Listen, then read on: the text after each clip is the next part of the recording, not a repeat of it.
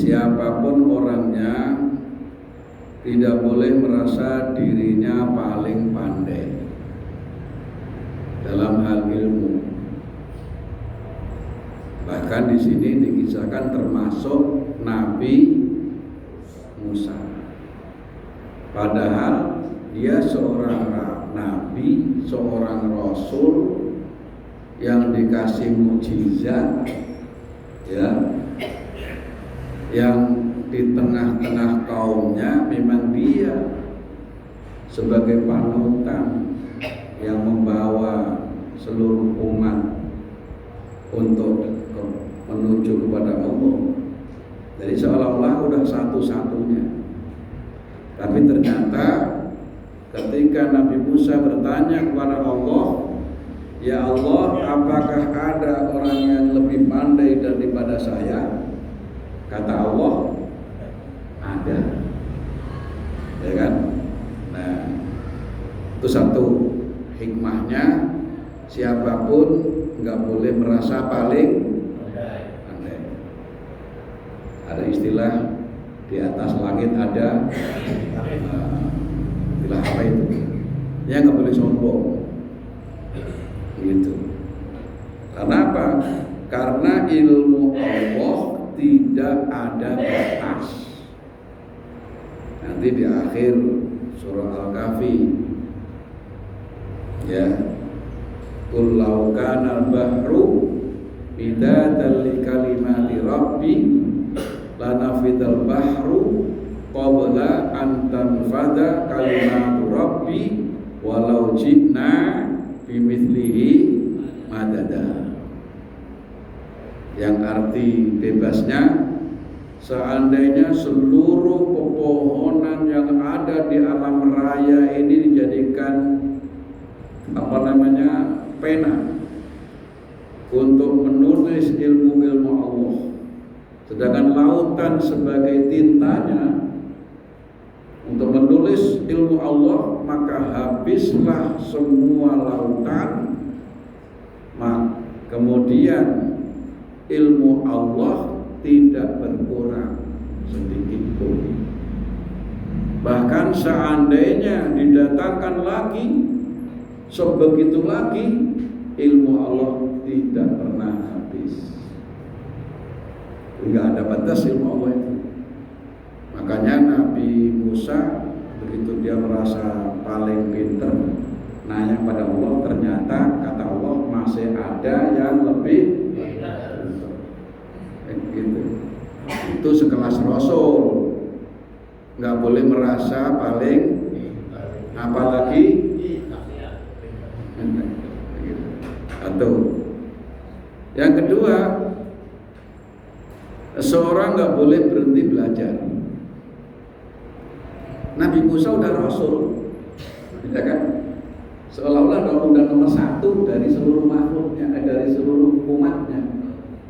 Tapi ternyata begitu dikasih tahu oleh Allah ada yang lebih pandai, Nabi Musa mau belajar.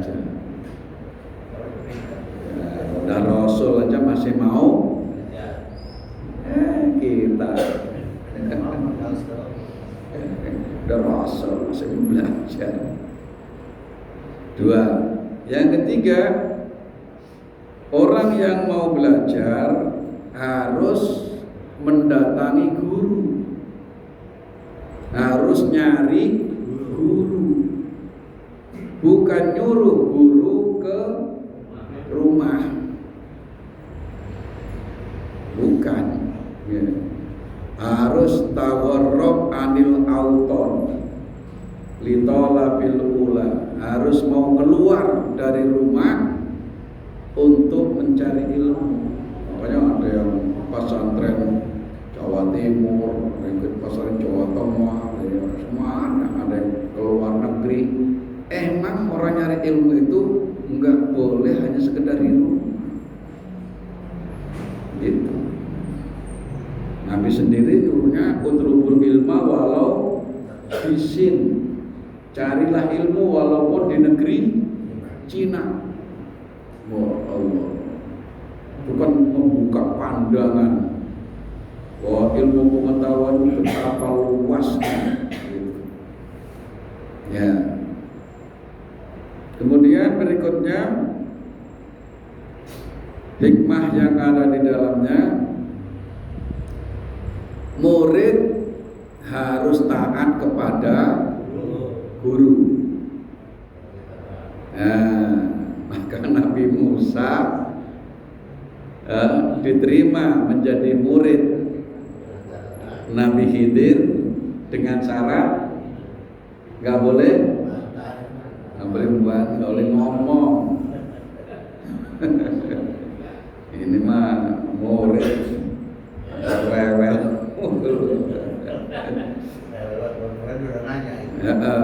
Tapi begini, kenapa Nabi Khidir melarang Nabi Musa bertanya? Karena berkaitan dengan ilmu hakikat. Tuh. Kalau berkaitan dengan ilmu syariat, justru harus nanya. Kita lagi belajar, itu harus banyak nanya, karena dia yang belajar ini masalah hukum. Kalau nggak tanya, dia nggak paham, diem aja. Ya, iya. Tapi kalau ilmu hakikat nggak boleh nanya, termasuk orang-orang tarekat. Rata-rata nggak boleh nanya sama guru. Kenapa? Karena urusannya bukan urusan syariat, tapi mereka itu udah menuju kepada hakikat. Gitu. Jadi apa yang diberikan oleh guru, ya udah jalanin. Dan syaratnya harus mantap. Ragu-ragu nggak bisa.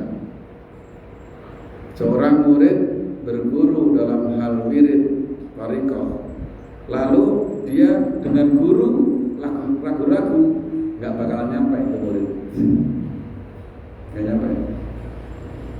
Gitu. Karena ini ilmunya sudah ilmunya tentang hakikat, langsung kepada Allah, bukan urusan hal haram. Gitu. Jadi kalau ilmunya yang dipelajari ilmu hakikat, murid nggak boleh nanya. Gitu. Kalau dipelajari ilmu syariat, justru harus banyak tanya. Gitu. Kemudian berikutnya ada ilmu syariat, ada ilmu hakikat. Nabi Musa ilmu syariat pada saat itu. Nabi Khidir ilmu hakikat.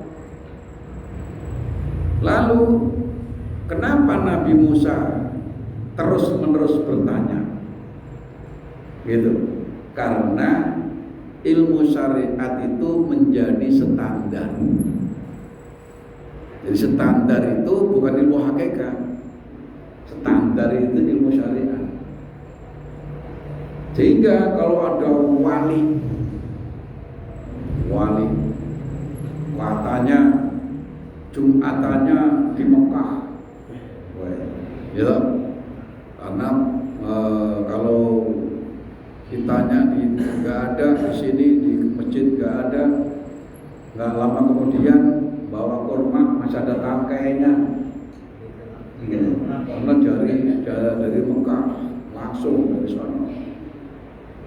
Dan seperti itu memang ada. Terus ada lagi wali, tapi dia nggak sholat, nggak puasa, gitu. Bahkan ngaco lah namanya begitu. Nah, wali yang model begitu, gitu, nggak boleh diikuti. Contoh kampanye misalnya Wan Sekhon itu wali, tapi disebutnya walinya wali majnun atau majhul. Kewaliannya ditutup oleh Allah, tidak dinampakkan. Yang dinampakkan justru keanehannya, gitu. Jadi giliran puasa dia makan aja dia. Gitu. Nah, terus kalau dia ke laut, Pancekan itu kalau ke laut nyari ikan, dia jebur, ikan ngumpul, ikan itu pada doa, sehingga sekali jalan ya banyak orang ikannya pada ngumpul. Gitu. Bagi tingkatan yang orang-orang yang sudah punya tingkatan tahu tentang siapa itu nasihat. Nah, sementara orang awam nggak tahu, taunya kencingnya berdiri, taunya apa jadi oret-oret, mobil baru dicoret-coret gitu, ya. Nah, dan seterusnya, yang aneh-aneh begitu. Nah, itu nggak bisa dijadikan patokan. Kenapa? Karena itu urusannya hakikat, bukan urusan syariat. Yang harus diikuti standarnya adalah syariat. Kan 3 peristiwa. Yang pertama, Nabi Khidir bolongin kapal, gitu. Yang kedua, nempeleng bocah, langsung KO, langsung mati, ya kan? Yang ketiga, mendirikan tembok yang roboh, sedangkan dia dalam keadaan sangat-sangat lelah, nggak punya tenaga, malah dirikin tembok di situ. Nah, ini semuanya langsung dari Allah. Yang tahu hanya Nabi Khidir atas perintah Allah. Nabi Musa standarnya syariat. Sehingga yang namanya di tengah laut, gitu, kemudian perahu dibolongin, ya secara akal tenggelam. Sehingga walaupun dia guru, harus diapain? Harus ditegur. Karena standarnya syariat akal. Jadi Nabi Musa enggak salah. Enggak salah. Itu menunjukkan memang syariat itu standarnya itu. Gitu. Kemudian dijelasin kan kenapa itu perahu dibolongin oleh Nabi Khidir. Karena di belakang ada perampok bajak laut yang dia akan merampas semua perahu yang kelihatannya bagus. Supaya nggak dirampas, maka oleh Nabi Khidir dibolongin biar jelek. Tapi Nabi Musa ngerti apa enggak? Nggak ngerti tujuannya. Yang tahu hanya dia, dikasih tahu oleh Allah. Standarnya tetap standar syariat, karena ini hakikat nggak bisa dipakai. Gitu. Yang kedua, anak kecil diapain? Tempeleng kan? Mati langsung. Nabi Musa itu kekuatannya melebihi 10 orang. Nabi Musa ini. Begitu. Itu Nabi Musa, apalagi Nabi Khidir. Ini yang nempeleng siapa? Nabi Khidir. Nempeleng langsung anak kecil mati. Nah, kenapa? Karena Nabi Khidir dikasih tahu oleh Allah, anak ini adalah kedua orang tuanya Muslim. Itu.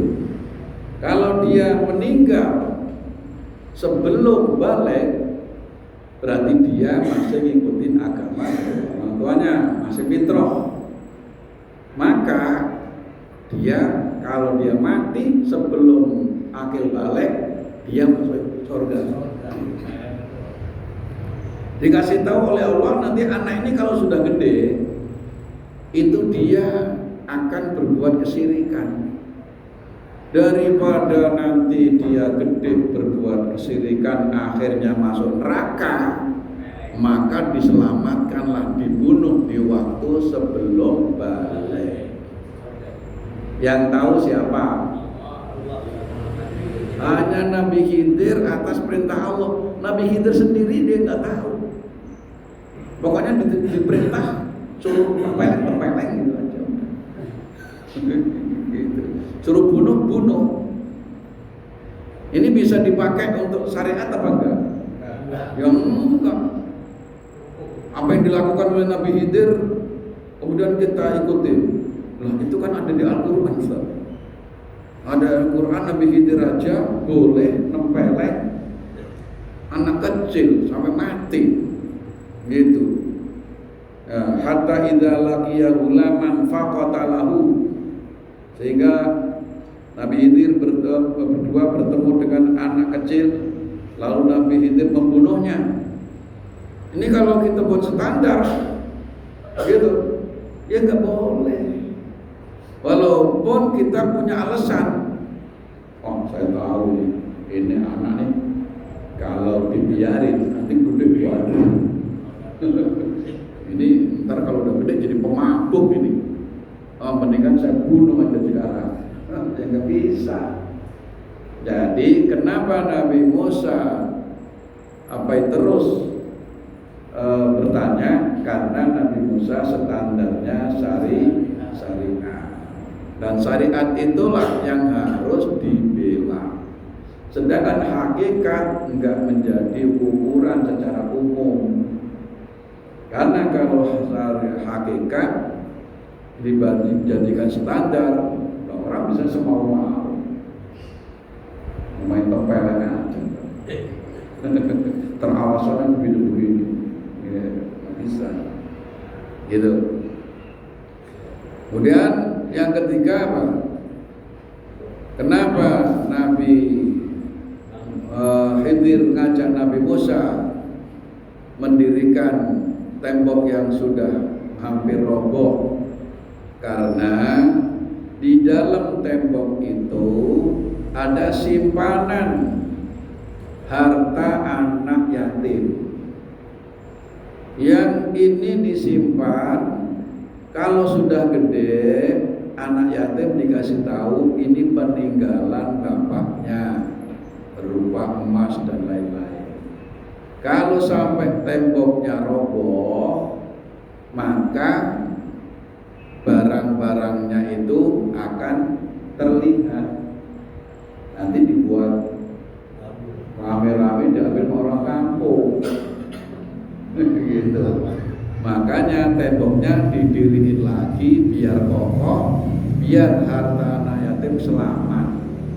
Nanti kalau sudah gede, nah baru bisa dibuka. Yang tahu Nabi Khidir sama Nabi Musa nggak tahu. Nah gitu. Jadi standarnya yang diajarkan adalah standar syariat, bukan hakikat. Gitu. Kemudian guru melarang muridnya untuk bertanya. Kemudian karena muridnya nggak nyanggup, muridnya diberhentiin. Jadi boleh guru berhentiin kalau memang muridnya nggak ngikutin aturan. Itu udah biasa kan. Ada di sekolahan murid wader banget kan, mau ngerjain apa kagak mau, kemudian masuk semau-maunya. Boleh nggak sekolah mengeluarkan dia? Boleh. Nah ini Nabi Musa aja dipecat. Dipecat kan? Dipecat jadi murid. Gitu.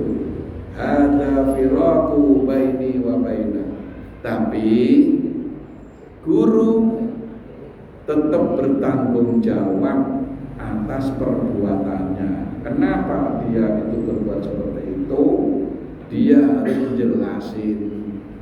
Maka oleh Nabi Musa, oleh Nabi Khidir dijelaskan setelah hada firaqu baini wa bainik sa'unabbi'uka bita'wili ma lam tastati alaihi sabra.